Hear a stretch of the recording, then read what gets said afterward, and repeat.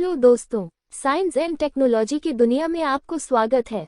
आज के इस वीडियो में हम बात करेंगे आर्टिफिशियल इंटेलिजेंस को लेकर। कंप्यूटर का जन्म तब हुआ जब बेबेज के मैकेनिकल कैलकुलेटर से लेकर टोरेस क्यूवेडो के इलेक्ट्रोमैकेनिकल कैलकुलेटर तक पहली कैलकुलेटर मशीनों का विकास हुआ।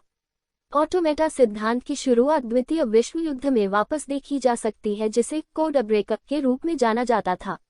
एनिग्मा मशीन के जर्मन ट्रिगर को रोटर की स्थिति को जाने बिना डिकोड करने के लिए आवश्यक संचालन की मात्रा मैन्युअल रूप से हल करने के लिए बहुत चुनौतीपूर्ण साबित हुई। कंप्यूटिंग में ऑटोमेटा सिद्धांत को शामिल करने से पहली तार्किक मशीनों की कल्पना की गई, जो सूचनाओं को उत्पन्न करने, संहिताबद्ध करने, भंडारण करने और उपयोग करने जैसे संचालन के लिए जिम्मेदार थीं।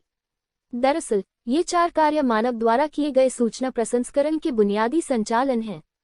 रामोन वाई काजल के अग्रणी कार्य ने तंत्रिका विज्ञान के जन्म को चिन्हित किया। हालांकि कई तंत्रिका संबंधी संरचनाएं और उत्तेजना प्रतिक्रियाएं पहले से ही ज्ञात और अध्ययन की गई थी।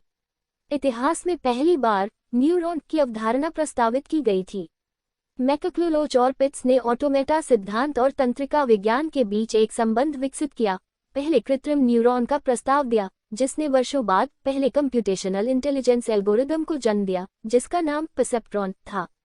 इस विचार ने उस समय के प्रमुख वैज्ञानिकों जैसे वॉन न्यूमैन के बीच बहुत रुचि पैदा की, जो आधुनिक कंप्यूटर के अग्रणी थे और कनेक्शनवाद आंदोलन की नींव रखी। 1971 में दर्पण ने वाक् पहचान के क्षेत्र में अग्रणी प्रयोगशालाओं के एक संघ को वित्तपोषित किया। इस परियोजना का एक बड़ी शब्दावली के साथ पूरी तरह कार्यात्मक वाक् पहचान प्रणाली बनाने का महत्वाकांक्षी लक्ष्य था। 1970 के दशक के मध्य में आय के क्षेत्र में तीखी आलोचना और बजटीय प्रतिबंधों का सामना करना पड़ा, क्योंकि आय अनुसंधान विकास शोधकर्ताओं की भारी अपेक्षाओं से मेल नहीं खाता था। जब वादा किए गए परिणाम नहीं मिले, तो आय में निवेश समाप्त हो गया। निराशाजनक परिणामों के बाद DARPA ने भाषण मान्यता में धन वापस ले लिया और यह मशीन अनुवाद की विफलता, कनेक्शनवाद का परित्याग और लाइट हिल रिपोर्ट जैसी अन्य घटनाओं के साथ AI की पहली सर्दी को चिन्हित करता है। 2 इस अवधि के दौरान मार्विन मिंगसी द्वारा परसेप्ट्रॉन 3 की विनाशकारी आलोचना के बाद अगले 10 वर्षों तक कनेक्शनवाद स्थिर रहा।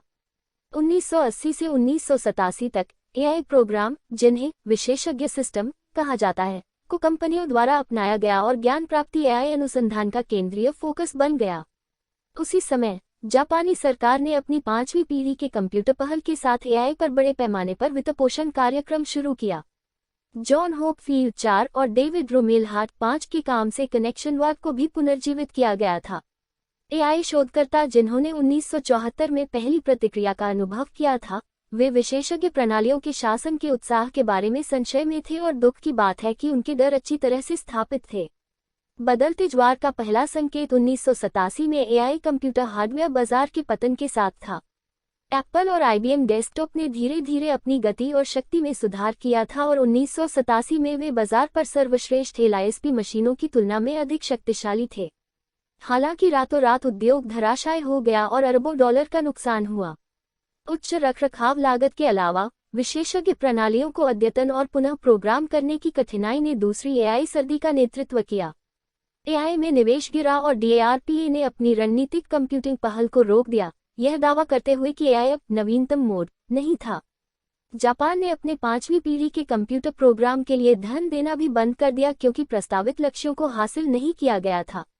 1990 के दशक में बुद्धिमान एजेंट की नई अवधारणा उभरी है।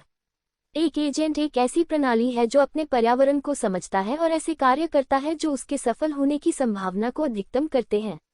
एजेंटों की अवधारणा पहली बार एक सामान्य उद्देश्य के साथ मिलकर काम करने वाली बुद्धिमान इकाइयों के विचार को व्यक्त करती है।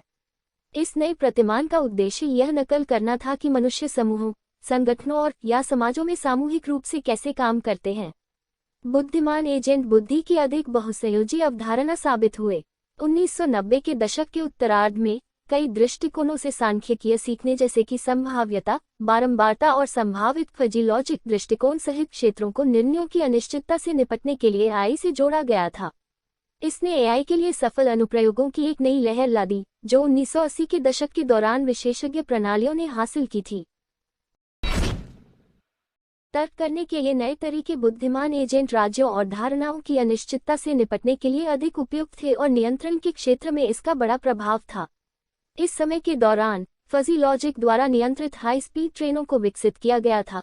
7 जैसा कि कई अन्य औद्योगिक अनुप्रयोगों जैसे फैक्ट्री वाल्व, गैस और पेट्रोल टैंक निगरानी, गियर ट्रांसमिशन सिस्टम और बिजली संयंत्रों में रिएक्टर नियंत्रण के साथ साथ घरेलू भी थे।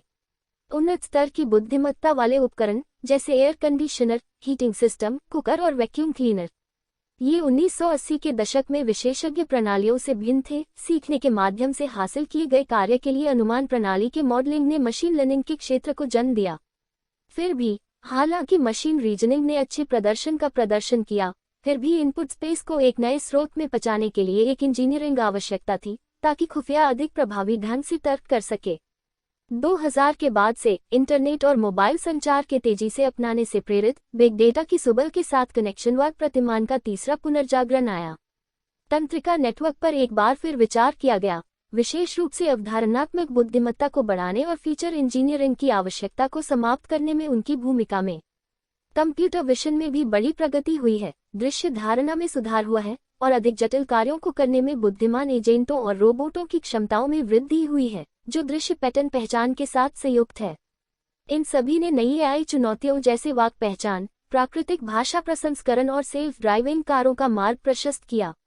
एआई के इतिहास में प्रमुख हाइलाइट्स की एक समयरेखा दिखाई गई है जो आप लोग अभी स्क्रीन पे देख रहे हैं।